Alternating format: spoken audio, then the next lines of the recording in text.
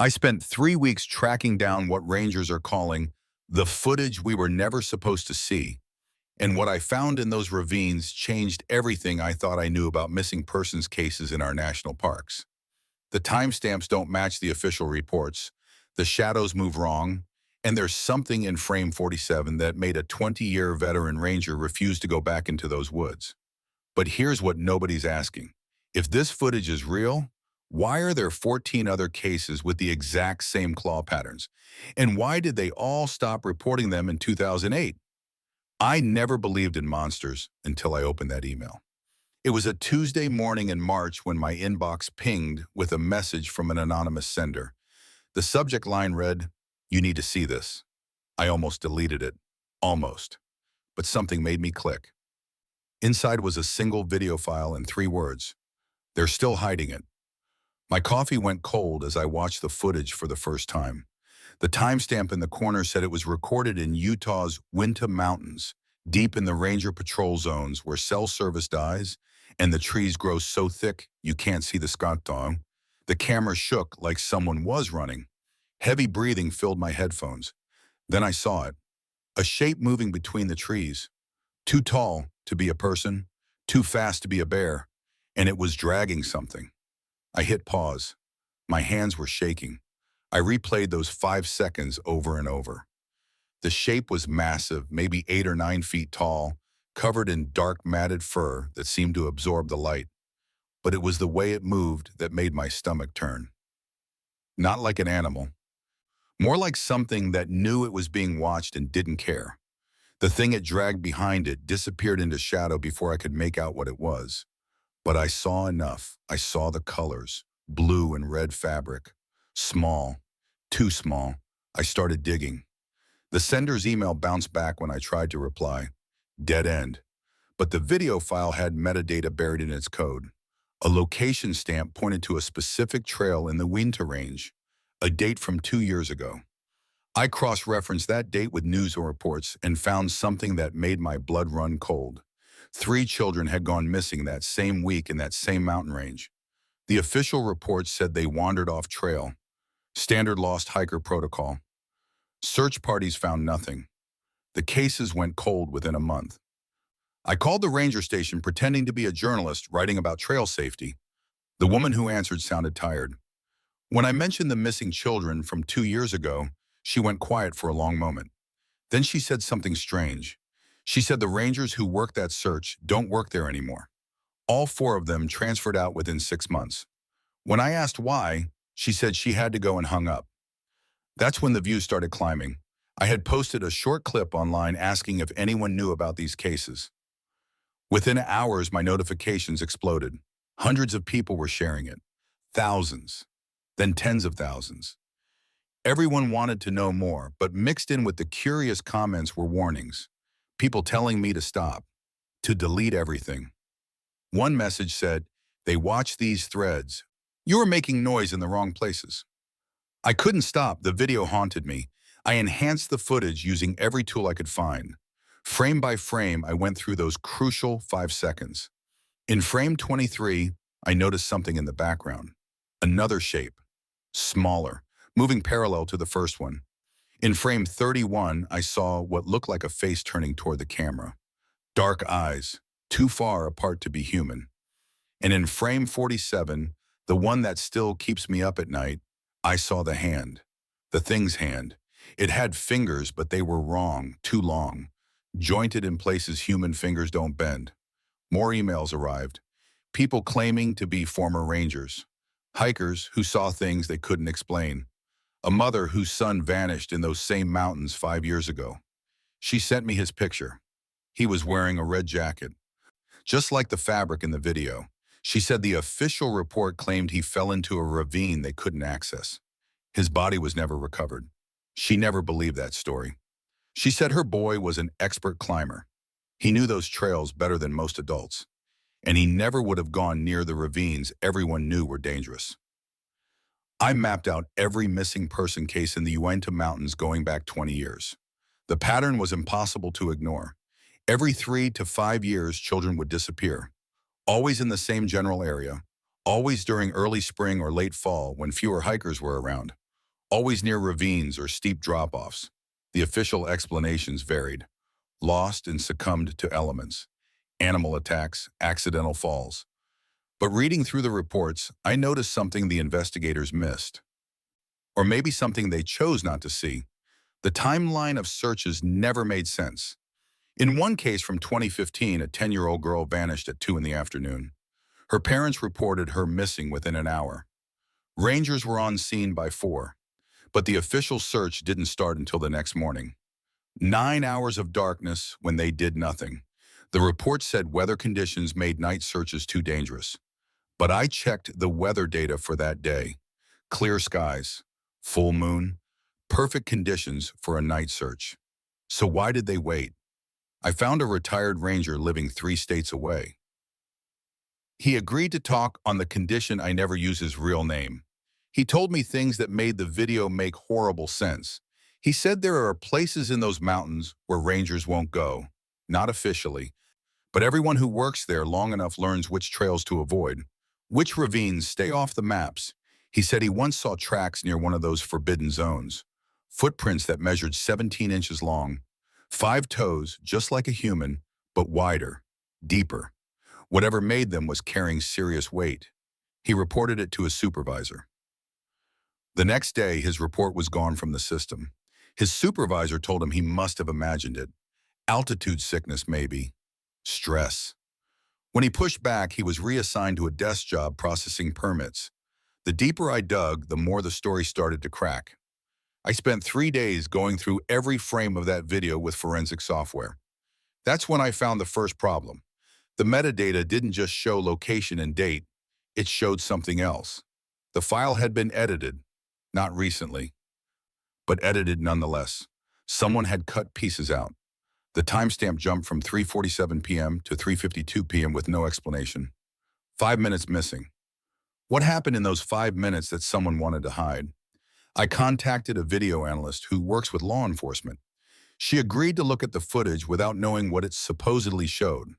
Her report came back 2 days later. The lighting was wrong. The shadows in the video didn't match the sun position for that time of day and location. Either the timestamp was fake or the video was shot somewhere else entirely. She also found compression artifacts that suggested the video had been uploaded and downloaded multiple times, each time losing quality, each time making details harder to verify. The shape I thought was dragging something could have been a person in a costume carrying camping gear. The face in frame 31 could have been a shadow on a tree trunk. She said without the original file, there was no way to know for sure. That's when the Reddit threads started appearing. Dozens of people claiming they had seen similar videos, some from Utah, others from Washington, Oregon, even Alaska, all showing the same thing. Large shapes in the woods, missing children, sinister cover-ups. But when I asked for their footage, excuses rolled in. Files corrupted, hard drives crashed, videos deleted by mysterious forces. One person sent me a clip that was obviously from a horror movie. Another sent footage that reverse image search showed came from a prank YouTube channel from 2019. The more I asked for proof, the more people vanished from the conversations. I went back to the missing children cases with fresh eyes. The 10-year-old girl from 2015. I found her. She wasn't dead. She was alive and living in Nevada with her parents. The news stories I had read were real, but I had stopped reading too soon. She had been found 3 days after going missing. Dehydrated and scared, but alive. She had simply gotten lost and hidden in a small cave when she heard searchers, too frightened to call out. The Red Jacket Boy. I found his mother's Facebook page. Her son was alive too. He had fallen into a ravine, but a rescue team had pulled him out the next morning. Broken leg, bruised ribs, but alive. The stories were real. The fear was real. But the endings I had assumed were wrong. The anonymous emails kept coming, but now they felt different. One person claimed to be a government insider with documents proving a Bigfoot cover-up. The documents were obviously fake, bad fonts, spelling errors. Another person sent me what they said was ranger radio traffic from the night of a disappearance. I sent it to someone who analyzes audio for a living. He confirmed it was edited together from multiple sources. Phrases cut and pasted to sound like a conversation that never happened. Someone was working very hard to make me believe a story that wasn't true. I tracked down 2 of the 4 rangers who had transferred after the 2023 searches. The first one laughed when I mentioned the video. He said he transferred because he got a better paying job closer to his aging parents. Nothing mysterious. He remembered the searches well. They were hard. The terrain was brutal. But there was no creature, no cover-up, just mountains that don't care about human life and weather that changes without warning. The second ranger didn't laugh. She got angry. She said people like me make her job harder. Every fake Bigfoot video means families of real missing people get harassed by conspiracy theorists. Every viral post means rangers waste time answering questions about monsters instead of doing actual search and rescue work. I went back to the original video and watched it 50 more times.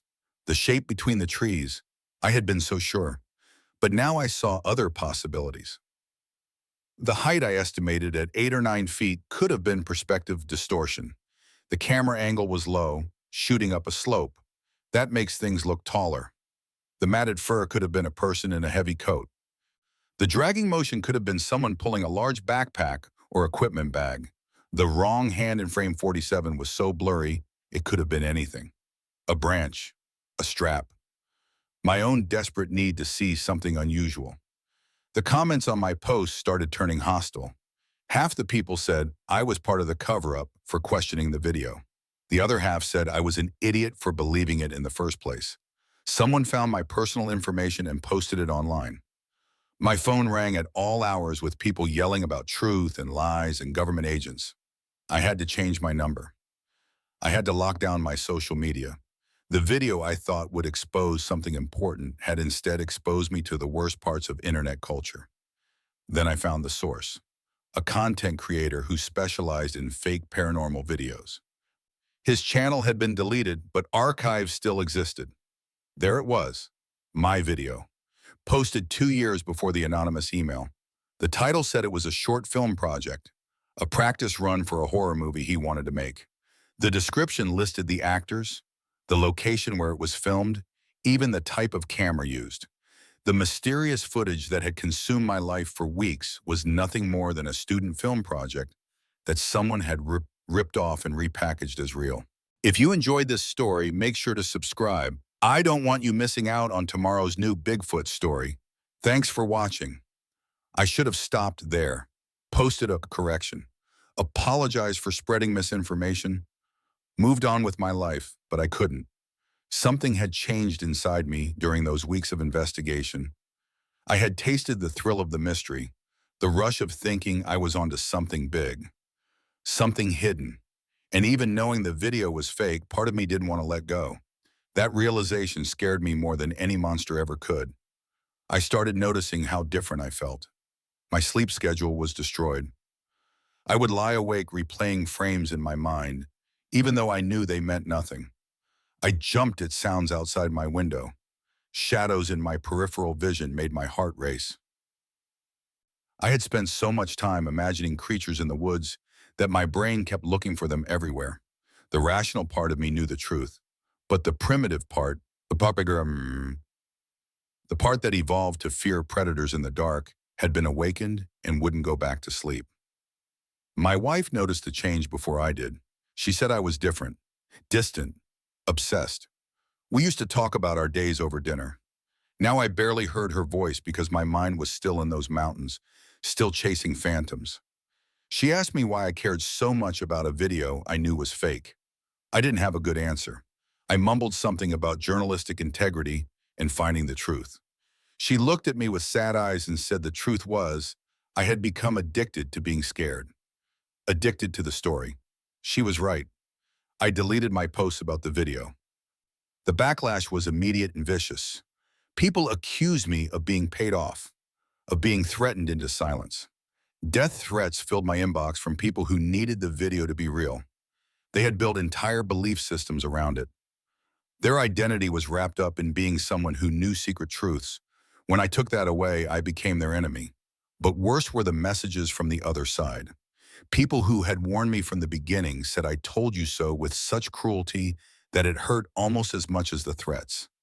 I had become a cautionary tale, a joke, the idiot who fell for obvious fake footage. The mother whose son supposedly wore the red jacket sent me a final message. She said I had given her hope for 3 days. Hope that someone finally cared about finding answers. Hope that her son's case might be solved. Then I ripped that hope away. Her son was still missing. His body was never found, and I had used her real pain to chase clicks and views. She was right. In my hunger for a mysterious story, I had forgotten that real people were suffering. Real families were living with real grief. I had turned their tragedy into entertainment. I couldn't focus at work. My boss called me into her office after I missed a third deadline. She asked if everything was okay at home. I told her about the video investigation. She listened patiently, then asked me a question that made my chest tight. She asked why I needed there to be a monster. Why wasn't human tragedy enough? Why did I need to add supernatural elements to stories that were already heartbreaking? Children get lost in the wilderness. People make mistakes. Nature is dangerous. These truths are terrible enough. Why did I need to make them into something else? I started seeing a therapist, not because I was having a breakdown, but because I recognized something unhealthy in how I had behaved. She explained that humans are pattern-seeking creatures. Our brains are wired to find connections even when none exist. In ancient times, this kept us alive. Better to mistake a shadow for a predator than to mistake a predator for a shadow. But in the modern world, this same instinct makes us see conspiracies and monsters everywhere. We can't accept that bad things happen randomly, that children die for no grand reason, that the universe is indifferent to our suffering. So we create stories. We imagine hidden forces and secret meanings. It gives us the illusion of control. If there's a monster, we can fight it. If there's a conspiracy, we can expose it. But randomness, chaos, those can't be fought. I went back through my search history from those obsessive weeks. The rabbit holes I had gone down, the forums I had visited, the videos I had watched. Each one had led to 10 more. The algorithm had learned what I wanted and fed it to me endlessly. Videos of strange sounds in forests, blurry photographs of impossible shapes, testimonies from people who swore they saw things science said don't exist. I had trained my own mind to see the world through a lens of mystery and danger. And that lens was hard to remove once it was in place. My hands still shook sometimes when I saw tall trees. My heart still raced when I heard branches snap while walking my dog. The fear I had manufactured didn't disappear just because I knew it was based on lies. It had taken root somewhere deep in my brain, somewhere below conscious thought. I had infected myself with a virus of unreality, and there was no quick cure. Only time and conscious effort to retrain my thinking, to remember that the world is dangerous enough without inventing new dangers, that real threats deserve our attention more than imaginary ones. I thought about the children who really were missing, the families who really were grieving. They didn't need Bigfoot stories. They needed resources. Search teams, attention from people who could actually help. But instead, their cases got buried under mountains of fake footage and conspiracy theories. Every fake video made it harder for real cases to be taken seriously. Every hoax meant less funding for actual search and rescue. I had been part of that problem. My views and shares and comments had fed the algorithm that buried truth under entertainment. The fake Bigfoot video was just one piece of something much larger. I started researching the business model behind viral hoaxes, and what I found made my stomach turn. There are entire networks of content creators who manufacture mystery for profit. They know exactly what triggers human psychology. Fear, curiosity, the desire to feel special by knowing secrets others don't. They produce fake footage, fake documents, fake testimonies, all designed to go viral. Each view generates money. Each share expands their reach. They don't care about truth. They care about engagement metrics and ad revenue. I found the email addresses of 3 creators who specialize in this content. I wrote to them asking why they do it. 2 never responded. The third sent back a message that chilled me. He said people want to be fooled. They're bored with a regular life. They crave magic and mystery. He's just giving them what they want. He makes more money from fake Bigfoot videos than he ever did from his real job. Why would he stop? The market decides what survives, and clearly the market wants his content. He signed off by saying I should thank him. My investigation of his video got me more views than anything I had posted before. We both profited from the lie. He was right, and that truth hurt worse than any insult. I had gotten more attention from chasing a hoax than from any legitimate work I had ever done. My follower count had tripled. My name recognition had grown. Even my correction post got massive engagement. Outrage and vindication both drive clicks. The algorithm doesn't distinguish between quality and garbage. It only measures engagement. And nothing engages like controversy. Nothing spreads like fear. The system is designed to reward the exact behavior that destroys trust and spreads misinformation. I started looking at how this affects real missing persons cases. There's a growing movement of amateur internet detectives who swarm every disappearance looking for supernatural explanations. They harass families. They spread wild theories. They accuse innocent people of being part of cover-ups. Park rangers report spending hours each week responding to conspiracy theories instead of doing their actual jobs. Search and rescue coordinators say they now have to factor in hoax calls and false reports generated by viral videos. People see something normal in the woods, remember a fake video they watched, and call 911 convinced they've found evidence of monsters. Resources get wasted. Real emergencies get delayed. The financial incentives are impossible to ignore. A creator can make thousands of dollars from a single viral hoax video. The cost to produce it is minimal. A camera, some editing software, maybe a costume if they want to put in effort. But the payout can be enormous. Meanwhile, fact-checking pays almost nothing. Journalism pays less every year. Creating careful, researched content takes time and effort that the market doesn't reward. We've built an economic system that makes lying profitable and truth-telling expensive.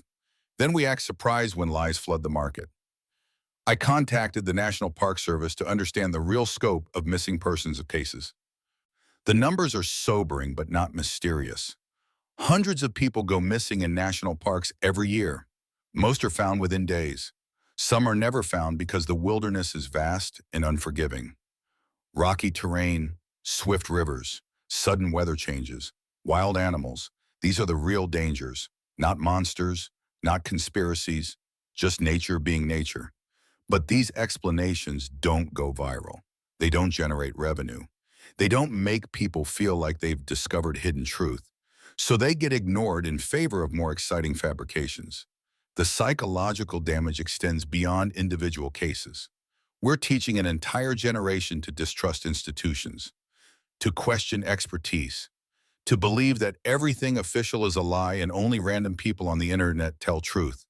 This mindset is dangerous. Not because institutions are always right, they're not, but because blanket distrust makes cooperation impossible. How do you maintain a functioning society when citizens believe their government is hiding monsters in the woods? When they think rangers are part of massive cover-ups? When they trust anonymous strangers online more than trained professionals? The fabric of social trust is being shredded for profit. I interviewed a psychologist who studies conspiracy thinking. She explained that we're experiencing a crisis of meaning. Traditional institutions that once provided purpose and community have weakened. Religion, civic organizations, extended families. People feel isolated and powerless. Conspiracy theories fill that void. They provide community with other believers. They offer a sense of purpose through investigation and exposure. They make people feel powerful by possessing secret knowledge. The theories themselves almost don't matter. What matters is the psychological needs they fulfill. Debunking the theory doesn't work because you are not addressing the underlying need. The solution isn't simple. You can't just tell people to stop believing in Bigfoot. You have to address why they need to believe. Why is regular life so unsatisfying that people crave supernatural drama? Why do they distrust official explanations so deeply? Why does mysterious tragedy feel more comforting than random tragedy? These are questions about meaning and purpose in community. These are questions about how we structure society, about what we value, about what we've lost in our rush toward efficiency and profit.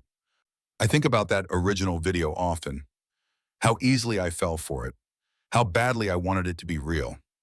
Not because I like being scared, but because I wanted to be the person who uncovered something important. I wanted to matter, to contribute, to be part of something bigger than my ordinary life. That desire is human and natural, but it's being weaponized, used to turn us against each other, to destroy trust, to make reality itself negotiable. And the people profiting from this destruction sleep just fine at night because they've convinced themselves they're just giving people what they want. The real horror isn't in the woods. It's in our pockets, in our screens, in the algorithms that learn our fears and feed them back to us endlessly, in the economic systems that reward deception, in our own minds that want so badly to believe in something more that will ignore evidence and reason. We don't need monsters hiding in ravines. We've created something far more dangerous. We've built a machine that turns tragedy into entertainment and truth into just another opinion. And we're all complicit. Every view, every share, every click. We're feeding the machine that's eating reality.